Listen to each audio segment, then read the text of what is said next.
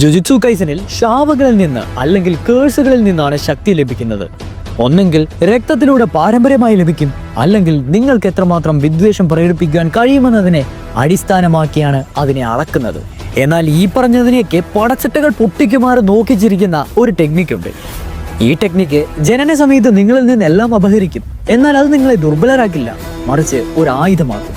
അതെ, സ്വന്തം ശരീരം ഭയത്തെ പോലും ശപിക്കുന്ന ഒന്നായി മാറുന്നു. മുഴുവൻ ജുജുത്സു ലോകത്തെ നിരസിക്കുന്ന ഒരു സ്വർഗീയ നിയന്ത്രണം. കാലാന്തരങ്ങളിൽ ടോജി ഫുഷിഗിറോ പോലെയുള്ള ഇതിഹാസങ്ങൾക്ക് ഇത് ജന്മം നൽകുന്നു. അതെ, undetectable by the domains and unstoppable by the sorcerers. Jujutsu സിസ്റ്റത്തിന്റെ ദ ഗ്രേറ്റസ്റ്റ് മിസ്റ്റേക്ക് എന്ന മുദ്ര കുത്തിയ ഹെവൻലി റെസ്ട്രിക്ഷൻ.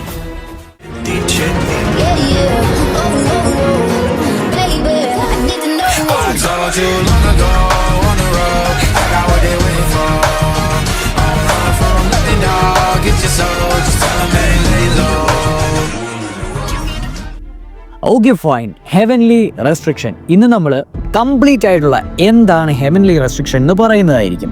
ഇതിൻ്റെ അകത്ത് തന്നെ അതിൻ്റെ എക്സാമ്പിളും മെക്കാനിക്സും ഈ സിംബോളിസും പവർ സിസ്റ്റമും എല്ലാം തന്നെ നമ്മൾ വിശദമായിട്ട് നോക്കുന്നതായിരിക്കും. ഒരു complete package of heavenly restriction. So എന്താണ് ഈ പറയുന്ന ഹെവൻലി റെസ്ട്രിക്ഷൻ? ഈ ഹെവൻലി റെസ്ട്രിക്ഷൻ എന്ന് പറഞ്ഞാൽ ഒരു തരത്തിലുള്ള ബൈൻഡിങ് വോ ആണ്, അല്ലെങ്കിൽ ഒരു ശപഥം എന്ന് വേണമെങ്കിൽ പറയാം. ഒരാളുടെ ജനന സമയത്ത് ഒരു കരാറ് അല്ലെങ്കിൽ ഒരു ഉടമ്പടി ആ ഒരു ടൈമിൽ ആ പേഴ്സൻ്റെ ആ ഒരു ബർത്ത് സമയത്ത് വെക്കുന്നു. ഇത് സത്യം പറഞ്ഞാൽ ചോസൺ അല്ല, ഇത് മാറ്റാനും പറ്റത്തില്ല, ഇതിനെതിരെ ചീറ്റ് ചെയ്യാനും പറ്റത്തില്ല. റൂള് സിമ്പിളാണ്. നിങ്ങൾക്കൊരു സാധനം തരുമ്പോൾ നിങ്ങളിൽ നിന്ന് ഒരു സാധനം അങ്ങോട്ട് എടുക്കുന്നു. ഒന്ന്, ഇത് കൈമാറ്റം ചെയ്ത് കഴിഞ്ഞിട്ടുണ്ടെങ്കിൽ ഇത് അബ്സല്യൂട്ടാണ്, അതായത് ഇതിന് പിന്നെ ചേഞ്ച് ഇല്ല. ഇനി നമ്മുടെ ജെ.ജെ.കെ വേൾഡിനെ സംബന്ധിച്ച് പറയുകയാണെങ്കിൽ അറിയാലോ, ജെ.ജെ.കെയുടെ പവർ ഫുള്ള് ഈ cursed energy, negative emotions, techniques, blood ലൈൻസിലൂടെ പാസ് ചെയ്യുന്നതിലൊക്കെ തന്നെയാണ് ചുറ്റിപ്പറ്റി നിൽക്കുന്നത്. ഇതിലൊരു എക്സെപ്ഷൻ ആയിട്ടാണ് ഈ ഹെവൻലി റെസ്ട്രിക്ഷൻ വരുന്നത്. ഒരു നേച്ചേഴ്സ് കറക്ഷൻ മെക്കാനിസം എന്നൊക്കെ വേണമെങ്കിൽ പറയാം. അതായത് ഈ ഹെവൻലി റെസ്ട്രിക്ഷൻ എന്ന് പറയുന്നത് രണ്ട് തരത്തിലെടുക്ക് നമുക്ക് കാണാൻ പറ്റും. ടൈപ്പ് 1, കേഴ്സ്ഡ് എനർജി നമുക്ക് ലഭിക്കില്ല, അപ്പോൾ നമുക്ക് ഫിസിക്കലി ഒരു ഗോഡ് പോലെയാകും നമ്മൾ. ഇതാണ് rarest and most extreme form of heavenly restriction. അതായത് എല്ലാ കേഴ്സ് എനർജിയും നമ്മളിൽ നിന്ന് എടുത്തു കളയും, അതിന് പകരമായിട്ട് നമുക്ക് ഇൻസൈൻ ആയിട്ടുള്ള ഫിസിക്കൽ സ്ട്രെങ്ത് തരും. Super human strength, extreme speed, god tier senses, physical resistance, അതായത് കേഴ്സ്ഡ് ടെക്നിക്കൽസ് എന്നുള്ള ഫിസിക്കൽ റെസിസ്റ്റൻസ് നമുക്ക് തരും. ഇതിനുള്ള ഏറ്റവും വലിയ എക്സാമ്പിളാണ് അറിയാലോ ടോജി ഫുഷിഗിറോ. പിന്നെ മാക്കി സെനിൻ ഇപ്പോൾ സീസൺ 3 എപ്പിസോഡ് നമ്പർ 4 നമുക്കത് കാണുവാൻ സാധിച്ചിട്ടുണ്ട്. ഇവരുടെ ബോഡീസ് ഒരു പെർഫെക്റ്റ് വെപ്പണായി മാറുകയാണ്. കാരണം എന്താണ്? കേഴ്സ്ഡ് എനർജി ഇല്ലാത്തതുകൊണ്ട് ഒരു പകരത്തിന് പകരം പോലെ. ഈ ഹെവൻലി റെസ്ട്രിക്ഷൻ്റെ തന്നെ ടൈപ്പ് 2 തന്നെയായിട്ട് നമുക്ക് പറയാം. ഫിസിക്കൽ ലിമിറ്റേഷനിൽ അന്യായ കേഴ്സ്ഡ് എനർജി. അതായത് ഇപ്പോൾ നമ്മുടെ ബോഡി ഭയങ്കര ക്ഷയിച്ചിരിക്കുന്ന പോലെ തോന്നും, പക്ഷേ കേഴ്സ്ഡ് എനർജി എന്ന് പറഞ്ഞാൽ അന്യായ ലെവലായിരിക്കും. മനസ്സിലായോ? മറ്റേതിൻ്റെ നേരെ റിവേഴ്സ് എന്ന് കൂട്ടിക്കോ. ഇത് സത്യം പറഞ്ഞാൽ കോമൺ ആണ്, ഭയങ്കര കോമൺ ആണ്. ഞാൻ ആദ്യം പറഞ്ഞതാണ് rarest. So type 2 of heavenly റെസ്ട്രിക്ഷനിൽ ഫിസിക്കൽ എബിലിറ്റി അവരെടുത്തു, അല്ലെങ്കിൽ ഹെൽത്തിനെ അവരെടുത്തിട്ട് മാസീവ് കേഴ്സ് എനർജി റിസർവ് അങ്ങ് കൊടുക്കുകയാണ്. ഈ സത്യം പറഞ്ഞാൽ ഭയങ്കര high output ടെക്നിക്സിനൊക്കെ വിധേയമാകപ്പെടുന്നതാണ്.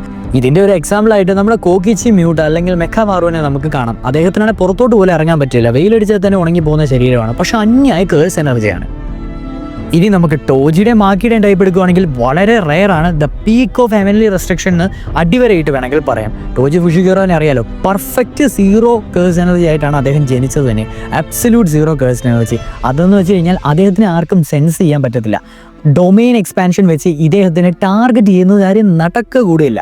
Jujutsu logic full break ചെയ്യാൻ ഇദ്ദേഹത്തിന് സാധിക്കും. അതുകൊണ്ട് തന്നെ ടോജി എന്ന് പറയുന്നത് ഇതിന് എതിരായിട്ട് റിബലായിട്ട് നിന്നിട്ടുണ്ടെങ്കിൽ തടുക്കാൻ ആരെ കൊണ്ടും പറ്റില്ല. നേരെ മറിച്ച് നമ്മുടെ മാക്കിയുടെ കാര്യം നോക്കുകയാണെങ്കിൽ മാക്കി സത്യം പറഞ്ഞാൽ അബ്സല്യൂട്ട് സീറോ അല്ലായിരുന്നു. ആദ്യം കുറച്ച് കേഴ്സ് എനർജി ടെക്നിക്ക് ഉണ്ടായിരുന്നു, നമുക്കറിയാലോ. അത് കഴിഞ്ഞ് മായുടെ മരണത്തിന്, അതായത് സീസൺ 3 എപ്പിസോഡ് നമ്പർ 4 മായുടെ മരണത്തിന് ശേഷമാണ് കംപ്ലീറ്റ്ലി കേഴ്സ് എനർജി അവിടെ റിമൂവ് ചെയ്യപ്പെട്ടത്. അതായത് ഇപ്പോൾ ഹെവൻലി റെസ്ട്രിക്ഷൻ ഫുൾ കംപ്ലീറ്റ് ആയി. അപ്പോൾ ടോജിനെ പോലെ തന്നെ, അല്ലെങ്കിൽ the second coming of Toji എന്ന് തന്നെ മാക്കിനെ പറയാം. അതായത് നമ്മുടെ ടോജിനെ പോലെ തന്നെ മാക്കി ഇനി ഇൻവിൻസിബിൾ ആയിരിക്കും, അൺട്രേസബിൾ ആയിരിക്കും, അൺപ്രഡിക്റ്റബിൾ ആയിരിക്കും. ഇതിൽ ഏറ്റവും വലിയൊരു പ്രൈമായിട്ടുള്ള ഒരു കാര്യം എന്ന് പറഞ്ഞാൽ ഈ ഡൊമൈൻ എക്സ്പാൻഷൻ ഓട്ടോമാറ്റിക്കലി നമ്മളെ ലോക്ക് ചെയ്യത്തില്ല. കംപ്ലീറ്റ്ലി സീറോ ആയി കഴിഞ്ഞിട്ടുണ്ടെങ്കിൽ ഗോജോ വേഴ്സസ് ടോജി ഫൈറ്റിൽ നമുക്ക് സാക്ഷാൽ സത്തോറുവിന് പോലും അത് സാധിച്ചിട്ടില്ല. ഇപ്പോൾ മാക്കിയും കൂടെ അങ്ങനെ ആയാൽ പറയേണ്ട കാര്യമില്ലല്ലോ. അതേപോലെ തന്നെ ഡൊമൈൻസിൽ മൂവ് ഫ്രീലി ഇഷ്ടം പോലെ നടക്കുകയും ചെയ്യാം. സത്യം പറഞ്ഞാൽ പറയുമ്പോൾ ഇപ്പോൾ തീരുന്നെങ്കിലും ഈ JJK വേൾഡിലെ ഏറ്റവും സ്ട്രോങ്ങസ്റ്റ് എബിലിറ്റിനെയാണ് ഇത് ബ്രേക്ക് ചെയ്യുന്നത്, ഡൊമൈൻ എക്സ്പാൻഷൻസിന്.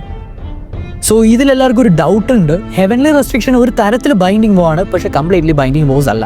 അതായത് ഹെവൻലി റെസ്ട്രിക്ഷനും ബൈൻഡിങ് വോവും തമ്മിൽ വ്യത്യാസം ചോദിച്ചു കഴിഞ്ഞാൽ, ഇത് അറ്റ് ബർത്തിൽ കൊടുക്കുന്ന ഒരു ഉടമ്പടിയാണെങ്കിൽ ബൈൻഡിങ് വോയിൽ ചൂസണാണ്, നമുക്ക് ചൂസ് ചെയ്യാം. ഇത് പെർമനൻ്റ് ആണ്, ഹെവൻലി റെസ്ട്രിക്ഷൻ മാറ്റമില്ല. ബൈൻഡിങ് വോയിൽ അഡ്ജസ്റ്റബിൾ ആണ്, കുറച്ച് മാനിപ്പുലേഷനൊക്കെ സാധിക്കും. ഈ സാധനം ഹെവൻലി റെസ്ട്രിക്ഷൻ ബ്രോക്കൺ ചെയ്യാൻ പറ്റത്തില്ല, ബട്ട് ബൈൻഡിങ് വോ നമുക്ക് വയലേറ്റ് ചെയ്യാൻ പറ്റും. അതേപോലെ തന്നെ ഹെവൻലി റെസ്ട്രിക്ഷൻ അബ്സല്യൂട്ട് എക്സ്ചേഞ്ച് നമുക്ക് തരും, ബട്ട് ബൈൻഡിങ് വോ അങ്ങനെ തരില്ല, ഒരു കണ്ടീഷൻ വെച്ചൊക്കെ ആയിരിക്കും തരുന്നത്. ഇതുകൊണ്ടൊക്കെ തന്നെ ആയിരിക്കണം ഹെവൻലി റെസ്ട്രിക്ഷനെ the purest form of balance എന്നാണ് വിളിക്കുന്നത്. ഇനി എന്തുകൊണ്ടാണ് സെനിൻ ക്ലാനിന് മാത്രം ഈ ഹെവൻലി റെസ്ട്രിക്ഷനിലോട് ഇത്ര പേടിയും വെറുപ്പും എന്ന് ചോദിച്ചു കഴിഞ്ഞാൽ, നമുക്കറിയാലോ ഗ്രേറ്റ് 3 ക്ലാൻ ഉണ്ട്. അതിനകത്ത് ഈ സെനിൻ ക്ലാൻ എന്ന് പറയുന്നത് കേഴ്സ്ഡ് ടെക്നിക്സിനെ വർഷിപ്പ് ചെയ്യുന്ന ഒരു കൂട്ടം ആൾക്കാരാണ്. ഇവർ സത്യം പറഞ്ഞാൽ ഇവരെ ഒരാളുടെ വെർത്ത് അല്ലെങ്കിൽ അവരുടെ യോഗ്യത അളക്കുന്നത് കേഴ്സ്ഡ് എനർജിയുടെ രീതിയിലാണ്. ഈ ഹെവൻലി റെസ്ട്രിക്ഷൻ എന്ന് പറയുന്നത് അവരുടെ ഐഡിയോളജിനെ കംപ്ലീറ്റ്ലി ഡിസ്ട്രോയ് ചെയ്യുന്ന ഒരു സാധനമാണ്.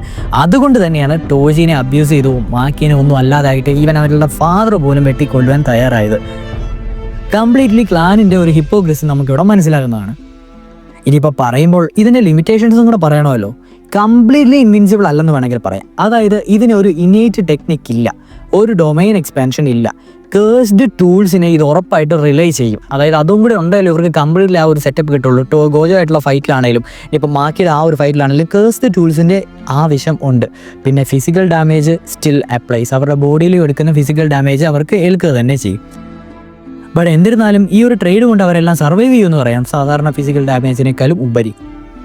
ഇനിയിപ്പോൾ ഞാൻ സ്പോയിലർ പറയാതെ JJKയുടെ എൻഡ് ഗെയിം ടൈമിൽ ഹെവൻലി റെസ്ട്രിക്ഷൻ്റെ റോള് പറയുകയാണെങ്കിൽ, ഒരു രീതിയിൽ പറയുകയാണെങ്കിൽ ഡൊമൈനിനെ ഇത്, അതായത് സുക്കൂണയുടെ പോലും ഏതൊരു സോഴ്സറിൻ്റെ പോലും ഡൊമൈനിനെ കൗണ്ടർ ചെയ്യാൻ ഇതിന് സാധിക്കുമല്ലോ. അതേപോലെ തന്നെ കേഴ്സ്ഡ് ലോജിക് ഉണ്ട്, അതിൻ്റെ ഇടയ്ക്കുള്ള ഒരു ബൈപ്പാസ് ആണ്. ഇതിന് സത്യം പറഞ്ഞാൽ അങ്ങനത്തെ ഒരു ഇതൊന്നും ഇല്ല, ഒരു റെസ്ട്രിക്ഷനും ഇല്ല. അതുപോലെ തന്നെ കേഴ്സിന് ബിയോണ്ട് ആയിട്ട് ഇതിനെ എവോൾവ് ചെയ്യാൻ സാധിക്കുമോ ഇല്ലയോ എന്ന് പോലും പറയാൻ പറ്റത്തില്ല. സോ ഇതെല്ലാം ഫ്യൂച്ചർ JJKയിൽ കാണിക്കുവാൻ സാധ്യതയുണ്ട്. ഫോയിലർ ആയതുകൊണ്ട് ഞാൻ എടുത്തു കൂടുതലൊന്നും പറയുന്നില്ല. സോ എന്നോട് ചോദിച്ചു കഴിഞ്ഞാൽ ഹെവൻലി റെസ്ട്രിക്ഷൻ എന്ന് പറയുന്ന ഒരു അനുഗ്രഹമല്ല, മറിച്ച് ജുജുത്സു വേൾഡിൽ ബാലൻസ് ചെയ്യാൻ പറ്റുന്ന ഒരു സാധനമാണ് പവർ. അതായത് എന്തെങ്കിലും നമുക്ക് നേടണമെങ്കിൽ എന്തെങ്കിലും അൾട്ടിമേറ്റ് ആയിട്ട് സാക്രിഫൈസ് ചെയ്തേ പറ്റത്തുള്ളൂ. സോ ഇത്രയും കാര്യങ്ങളാണ് നിലവിൽ ഹെവൻലി റെസ്ട്രിക്ഷനെ പറ്റി നമുക്ക് പറയുവാൻ സാധിക്കുന്നത്. ഇതിൽ കൂടുതൽ അറിവ് നിങ്ങൾക്കുണ്ടെങ്കിൽ ജസ്റ്റ് കമൻറ്റ് ഡൗൺ ബിലോ, നമ്മളത് പിൻ ചെയ്ത് വെക്കുന്നതായിരിക്കും. അടുത്ത JJK വേൾഡിലെ പുതിയ വീഡിയോ ആയിട്ട് വരുന്നതുവരെ tata bye, see you on next video. Tata guys.